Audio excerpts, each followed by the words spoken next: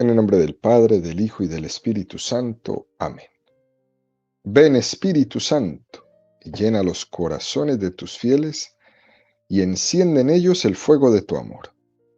Envía tu Espíritu Creador, y se renovará la faz de la tierra. Estamos estudiando el Catecismo de la Iglesia Católica, su tercera parte, la vida en Cristo. Segunda sesión, los 10 mandamientos. Continuamos subiendo el monte Sinaí de la mano de Moisés a recibir los 10 mandamientos en su cima.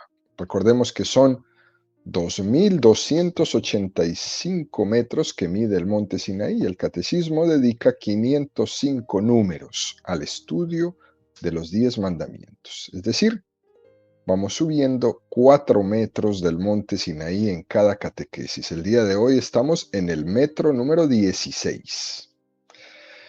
Estamos en el primer apartado de esta sesión, de los 10 mandamientos, y el Catecismo dedica 8 números, desde 2056 al 2063, al estudio del tema que tiene como título El Decálogo en la Sagrada Escritura. Hoy vamos a profundizar en el número 2057. Recordemos que la palabra decálogo es una palabra griega, decalogos, 10 palabras, que es lo que nos entrega Dios en el monte Sinaí. Número 2057 del Catecismo de la Iglesia Católica dice: el decálogo se comprende ante todo cuando se lee en el contexto del Éxodo, que es el gran acontecimiento liberador de Dios en el centro de la antigua alianza. Las 10 palabras, bien sean formuladas como preceptos negativos, prohibiciones, o bien como mandamientos positivos, como honra a tu padre y a tu madre, indican las condiciones de una vida liberada de la esclavitud del pecado. Un número precioso que nos presenta el Catecismo en esta mañana, queridos amigos. El decálogo es un camino de vida. Estamos caminando a recibirlo y bajaremos con este decálogo en la mano a vivirlo. Deuteronomio 30:16. Si amas a tu Dios, si sigues sus caminos y guardas sus mandamientos, sus preceptos y sus normas, vivirás y te multiplicarás. Esta fuerza liberadora del decálogo, queridos amigos, aparece, por ejemplo, en el mandamiento del descanso del sábado, destinado también a los extranjeros y a los esclavos. Deuteronomio 5:15.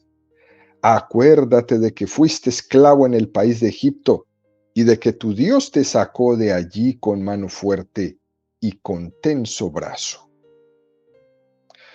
Y vuelve a existir, ¿no?, en que el decálogo hay que comprenderlo es en el contexto de la liberación de la esclavitud de Egipto, a eso que le llamamos el éxodo. Y llama la atención, queridos amigos, desde nuestra sensibilidad actual, el hecho de que aquellos que salían de la esclavitud, lo primero que hace Yahvé antes de llevarles a la tierra prometida es darles para cumplir el decálogo.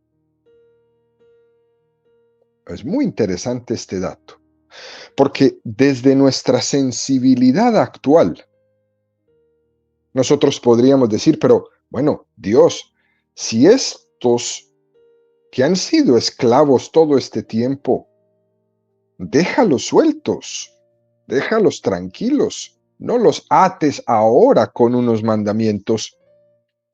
Ya han tenido suficiente con ser esclavos y ahora tú, sin ni siquiera esperar un poco, los recibes con mandatos. En nuestra sensibilidad actual esto es lo que el hombre piensa, que Dios lo amarra, que Dios lo ata. Podría parecer una contradicción de que alguien que ha sido liberado de la esclavitud de Egipto lo cargues ahora con tener que cumplir 10 mandamientos, ¿no? Eso piensan muchos hombres hoy día. En estos días, en la preciosa peregrinación que tuve la oportunidad de llevar a Polonia, me di cuenta, leyendo un poco la historia de este grandioso pueblo, que cuando Juan Pablo II visitó Polonia, su tierra natal, después de la caída del muro de Berlín, es decir, el comunismo había caído en Polonia, curiosamente, ese primer viaje que el Papa hizo a su tierra después de la caída del comunismo, el mensaje que Juan Pablo II fue a predicarle a su pueblo fue los 10 mandamientos. Qué interesante esto. Me llamó mucho la atención, porque en los distintos discursos que el Papa fue haciendo durante ese viaje, el centro fue los 10 mandamientos. Como que alguien podría decir, pero si se apenas están acabando de liberarse de la bestia comunista, ¿cómo vienes ahora a hablarle de cumplir 10 mandamientos? Lo mismo que pasó con el pueblo de Israel en su salida de Egipto. Dios los recibe después de haber sido esclavos con los 10 mandamientos. Ahora, el Papa hace como esto mismo. Viene y predica a un pueblo acabado de salir del lastre comunista con los 10 mandamientos. Y con eso me quedó claro, desde una lectura de la fe, de que los 10 mandamientos lo que hacen es liberarnos, liberarnos. Por eso Dios se los da. Y quien no hace una lectura desde la fe piensa que el problema era en los egipcios, o en el caso de Polonia, ¿no? El problema era en los comunistas que nos esclavizaban. Pero Jesucristo entendió que el mayor problema no era Roma, no era Egipto. Sin embargo, Jesucristo vino a predicar la liberación y curiosamente Jesús no expulsó a los romanos, significando con esto que Jesucristo vino a predicar es una liberación más definitiva, una liberación más sustancial que una mera liberación política. La liberación de aquellos egipcios que los tenían esclavos no era sino un signo de la libertad más definitiva que ese pueblo iba a tener. Porque en el fondo, quien tiene esclavizado al hombre no es el soldado egipcio, no es el soldado romano, no es el comunismo, es Satanás y sus ángeles. Ellos son los que quieren quitarle al hombre su libertad. Nuestra lucha no es contra la carne, ni contra la sangre, ni contra las potestades del mundo. Nuestra lucha es contra Satanás y sus ángeles. Por eso los 10 mandamientos no son cadenas ni barreras. Los 10 mandamientos son más bien caminos para disfrutar de la verdadera libertad. Y esto solo se entiende desde la fe. Son caminos para desatarnos de las más duras esclavitudes que son nuestras pasiones desordenadas que me conducen al pecado. Porque puede ser, queridos amigos, que alguien esté deseando ser liberado de la esclavitud física. Y cuando es liberado de esa esclavitud, solito cae en un montón de esclavitudes interiores, donde él mismo es su propio carcelero. Esto también lo vimos en los países comunistas. Algunos pudieron suspirar por ser libres del comunismo.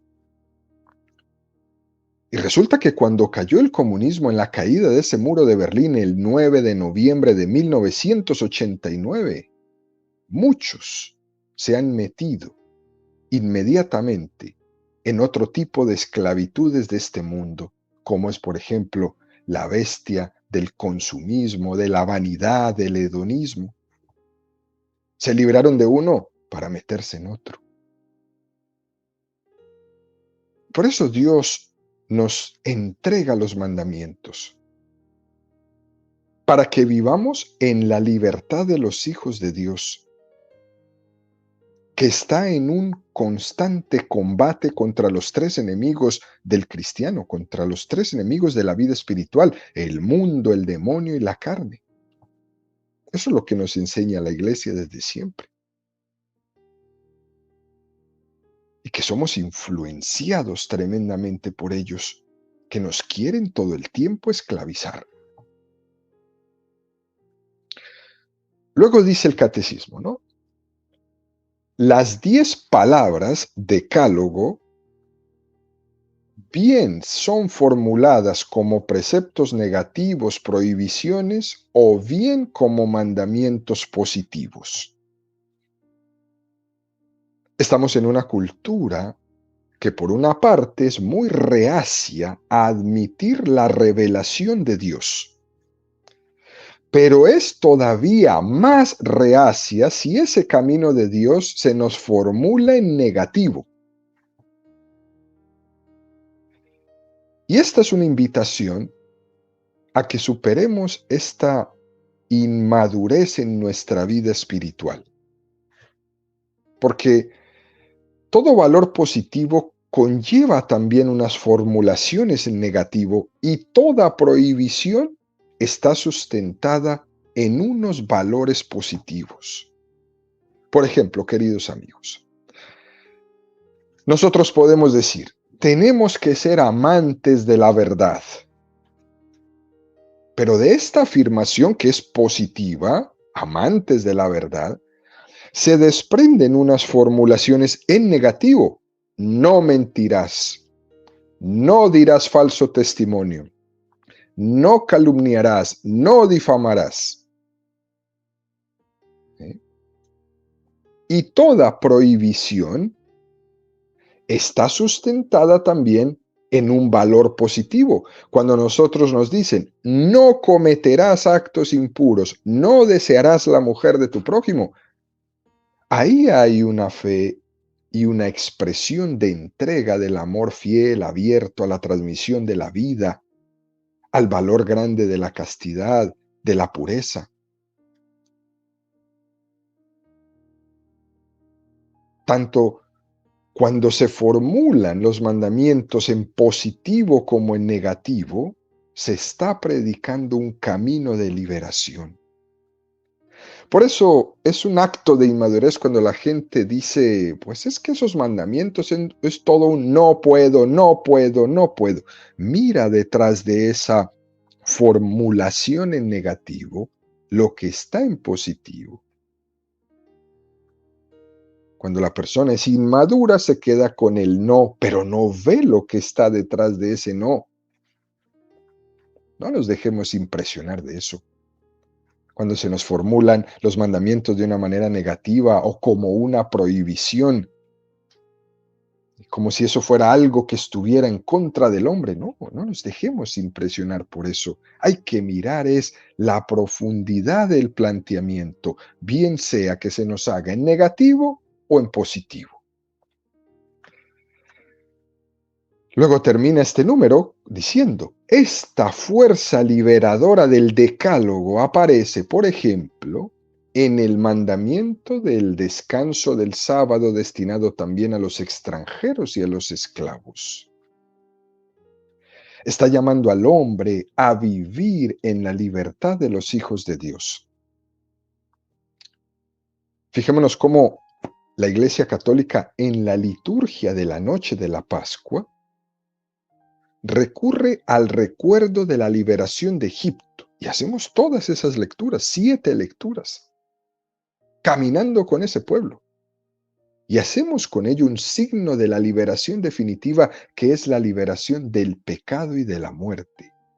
De la misma forma que Moisés condujo a aquel pueblo en ese camino de liberación, Nosotros hemos sido conducidos por el nuevo Moisés, que es Jesucristo, para llegar a la plenitud de la ley. Y esa plenitud de la ley es el amor. El Decálogo, los 10 mandamientos, contienen una expresión privilegiada de la ley positiva. Esa ley que ha puesto Dios en el corazón de cada hombre, de todo hombre, y por lo mismo en tu corazón. El corazón humano ha sido como esa piedra donde Dios quiso grabar los 10 mandamientos. Por eso cuando subimos al monte Sinaí, subimos a que Dios grabe en nuestro corazón los 10 mandamientos. Esto es muy hermoso. Por tanto, aunque han sido revelados por Dios a Moisés, es muy importante tener presente que esos 10 mandamientos son accesibles a todos los hombres.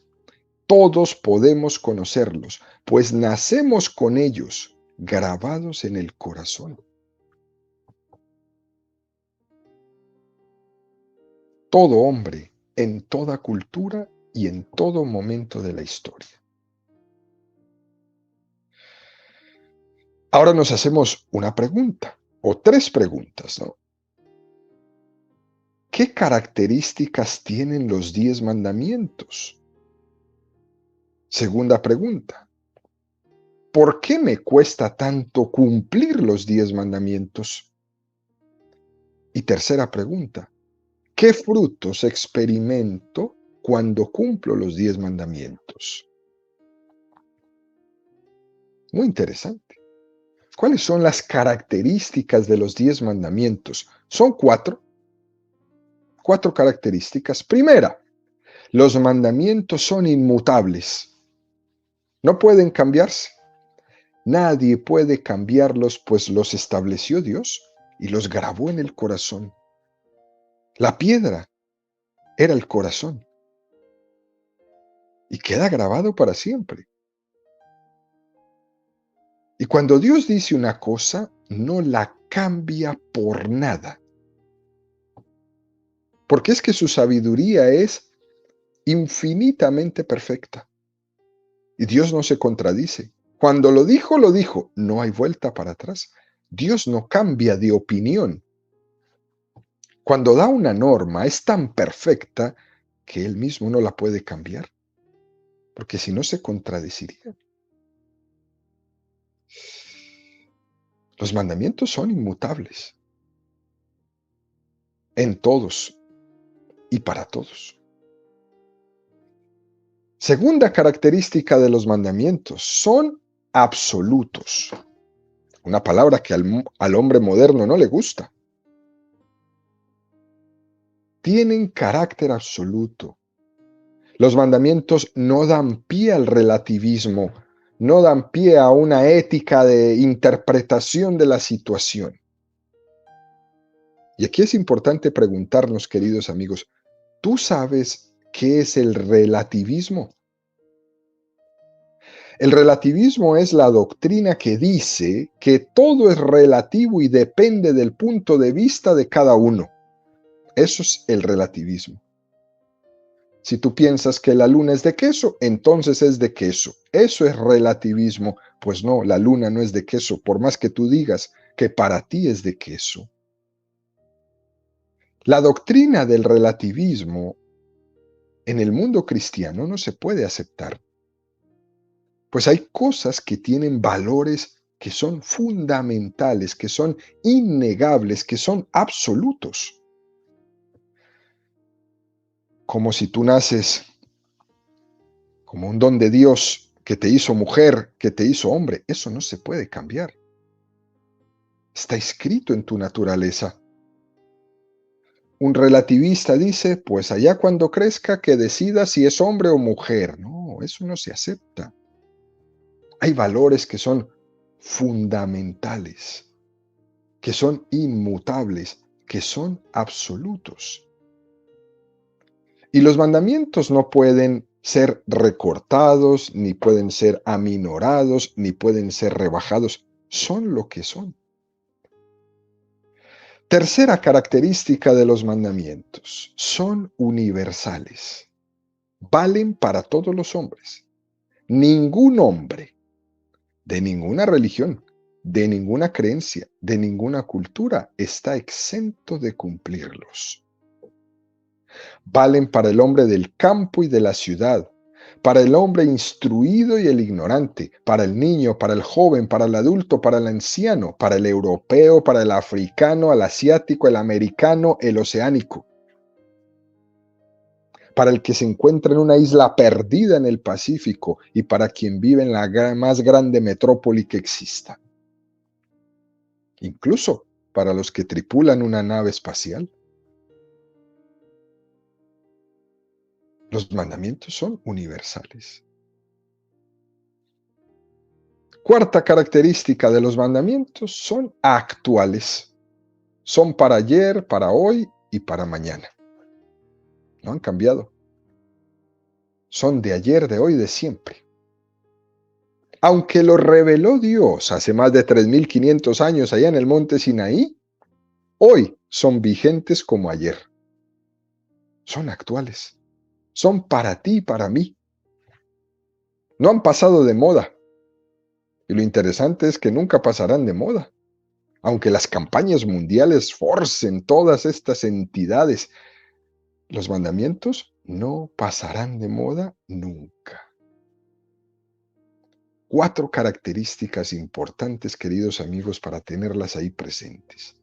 Los mandamientos son inmutables, los mandamientos son absolutos, los mandamientos son universales y los mandamientos son actuales. Luego nos hicimos una segunda pregunta: ¿por qué me cuesta tanto cumplir los 10 mandamientos? Y digamos que existen 4 razones, ¿no?, por las cuales nos cuesta. Primera razón, por culpa del pecado original. Por ese pecado estamos inclinados al mal, a lo más fácil, a lo placentero, a lo cómodo, y los mandamientos ciertamente no me estimulan a nada de esto. Al contrario, me invitan a la parte contraria del placer, de la facilidad, de la comodidad. Por eso me cuesta tanto, por el pecado original. Segunda, porque los mandamientos apuntan a lo más noble que hay en ti. Qué cosa más bonita. Superarte, subir la montaña, perfeccionar tu vida, buscar la felicidad. Los mandamientos apuntan a lo más noble que hay en ti. Tercero, porque los mandamientos nos marcan una vereda por la que debemos caminar para llegar a la felicidad verdadera, a la realización personal. Y esa vereda siempre es fatigosa. Siempre es fatigosa. Nunca es fácil. Cuarto, porque cada mandamiento contrarresta nuestras tendencias desordenadas, esas que llevamos dentro de nosotros causa del pecado. Cada uno de los mandamientos contrarresta esa tendencia. Por ejemplo, el primer mandamiento. El primer mandamiento contrarresta ese deseo de curiosidad ante el futuro, de poseer las cosas materiales, nuestro descanso, nuestro gozo, nuestros dioses. Encausa nuestro deseo para que no caigamos en supersticiones, en magias, en adivinaciones. Nos invita a que tengamos a Dios como único Señor, como único Dios, en quien se cree, en quien se confía, en quien ama. El segundo mandamiento, por ejemplo, contrarresta esa tendencia que el hombre tiene a jurar sin necesidad, a jurar sin reflexionar, a tomarse a la ligera todos los compromisos y todas las promesas que libremente le hizo al Señor. Me invita a no pronunciar el nombre de Dios sin conciencia y sin respeto, a no blasfemar, a no protestar contra Dios cuando las cosas no salen como yo quiero. O el tercer mandamiento, contrarresta la tendencia a la pereza, a la desidia, a la ingratitud con Dios, a olvidarnos de Dios y darle lo que Él se merece, a ese no querer dar culto a Dios, por ejemplo, a no ir a misa. El cuarto mandamiento contrarresta la tendencia a la ingratitud con quienes nos han dado la vida, es decir, con mi papá y con mi mamá. Contrarresta esa tendencia a la soberbia con la autoridad, a no ser sumisos, a no ser humildes, a pretender en nuestra vida que no tenemos superiores. Qué cosa tan interesante. El quinto mandamiento contrarresta la tendencia al odio, a la malquerencia, a la envidia, a la crítica, al egoísmo, a la revancha, a la venganza, a la violencia. Imagínate tú, esto en nuestro mundo es lo que vemos todos los días. El quinto mandamiento contrarresta esto. El sexto mandamiento contrarresta la tendencia a disfrutar de la sexualidad sin normas, sin límites, sin medidas, sin la finalidad para que Dios ha destinado esa sexualidad: procrear desde el amor, no desde el placer. El séptimo mandamiento contrarresta la tendencia a quedarnos con lo que no es nuestro o a tomar justicia por nuestras propias manos. Este mandamiento nos enseña a regular el derecho de la propiedad privada que todos podemos tener. El octavo mandamiento contrarresta la tendencia a mentir, consciente o inconscientemente, para salir al paso, para llamar la atención, para evitar males mayores, por respeto simplemente humano. Esa tendencia a curiosear secretos, a meterse en la vida de los otros, a hacer juicios precipitados de los demás. ¿Cuánto hay de esto en nuestro mundo, en nuestra sociedad? El noveno mandamiento contrarresta la tendencia a pensar cosas impuras, a hacer castillos en el aire con otras cosas, a mirar y desear la mujer o el varón que no te pertenece. Y el décimo mandamiento contrarresta la tendencia a la avaricia, a los apegos a las cosas terrenas, a la envidia por las cosas que poseen los demás. Y así podríamos seguir, ¿no? Algo que profundizaremos mucho más cuando estemos viendo cada uno de los mandamientos, pero por eso me cuesta tanto cumplir los 10 mandamientos, ¿sí? Por culpa del pecado venial. Y la tercera pregunta que nos hicimos: ¿qué frutos experimento cuando cumplo los mandamientos? Sin duda, el primero es experimentar la libertad. La libertad. Pero también te liberas de las esclavitudes. Te limpian el corazón de los deseos innobles. Te permite dar a Dios lo que es de Dios y a los demás lo que es de ellos. Te quitan el peso innecesario de una mochila demasiado cargada para caminar más ágil hacia el encuentro de la felicidad. Te permiten crear una civilización de amor. Te permiten ser una persona respetuosa. te permiten ser una persona justa, te llevan a realizarte como persona humana, te llevan a realizarte como cristiano. Cumplir los 10 mandamientos te proporciona paz en tu alma, te lleva a vivir en fraternidad con todos los que están a tu alrededor. Pero quizás lo más importante es que cumplir los 10 mandamientos me lleva a poner a Dios como mi Padre, a Jesucristo como mi Señor, al Espíritu Santo como mi santificador. Son unos frutos preciosísimos que el alma recibe cuando se esfuerza por cumplir estos 10 mandamientos. Es muy importante, queridos amigos, que dejemos claro esto. El pecado no es absoluto. El pecado no es absoluto. Nosotros no somos creyentes que huyen del mal. Somos creyentes que caminan y suben el camino hacia Cristo. Porque es Cristo el que nos interesa, no el pecado. Es Cristo el que es nuestro centro.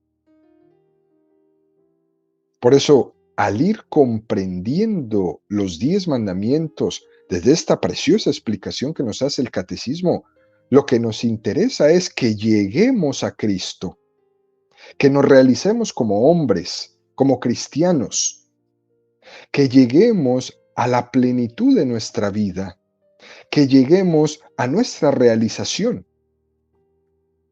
Y el camino que nos da Dios, inscrito en nuestro corazón como si fuera una piedra para que nunca se borre, fueron los 10 mandamientos.